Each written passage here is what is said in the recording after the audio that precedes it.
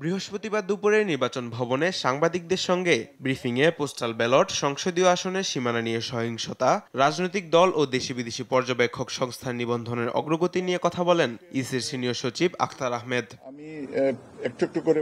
EC সচিব বলেন, প্রবাসীদের ভোটের জন্য একটি অ্যাপ চালু করা হবে, যাতে নিবন্ধনের মাধ্যমে প্রবাসী ভোটাররা ভোট দিতে পারবেন। পোস্টাল ব্যালট প্রবাসীদের কাছে চলে যাবে ভোটের আগেই, যার সমন্বয়ে থাকবেন সংশ্লিষ্ট রিটার্নিং অফিসার। প্রবাসী যারা আছেন তারা এনআইডি দিয়ে আমরা একটা অ্যাপ তৈরি করেছি, যেটা আপনি অ্যাপল স্টোর থেকে বা প্লে স্টোর থেকে ডাউনলোড করবেন নিজের সেলফোনে, এবং ডাউনলোড করার পরে ওই অ্যাপে রেজিস্ট্রেশনটা করবেন। আমরা নির্দিষ্ট সময়ে একটা ব্যালট পেপার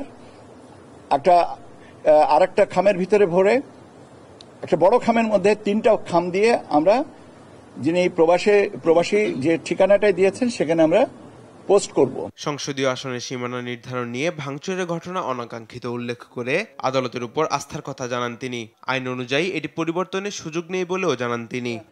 আদালতের এখতিয়ারাধীন বিষয়ে আমার মনে হয় যে কথা বলার এখতিয়ার, এটা সাবজুডিস হবে, আমার কথা বলার এখতিয়ার। আদালতের বিষয়টার প্রতি আমাদের যারা রিড করেছেন তারাও আদালতের প্রতি আস্থাশীল, আমরাও আদালতের প্রতি আস্থাশীল। নির্বাচনের প্রাক প্রস্তুতি দেখতে আগামী 22 সেপ্টেম্বর ইইউ প্রতিনিধি দল কমিশনে আসতে যাচ্ছে। সেই সঙ্গে এই মাসেই নির্বাচনের সামগ্রী গোছাতে তৎপর ইসি। পরবর্তী কমিশন সভায় রাজনৈতিক দলের নিবন্ধন ও সংলাপ এবং দেশীয় পর্যবেক্ষক সংস্থার ব্যাপারে সিদ্ধান্ত আসবে বলে জানান তিনি। ইউরোপিয়ান ইউনিয়নের একটা প্রতিনিধি দল আগামী 22 তারিখে আমাদের এখানে আসবেন, আমাদের একজন মাননীয় কমিশনার মহোদয়ের সাথে কথা বলার জন্য। দল নিবন্ধনের বিষয়টা যেটা আছে, আপনারা জানেন যে 22টা দলের তথ্য আমরা মাঠ পর্যায়ে থেকে নিয়েছি। আমরা আশা করছি যে আজকে তো হবে না, রোববার বা সোমবার নাগাদ আমরা এটাকে কমিশন মিটিংয়ে করে ফাইনালাইজ করে আপনাদেরকে জানাবো।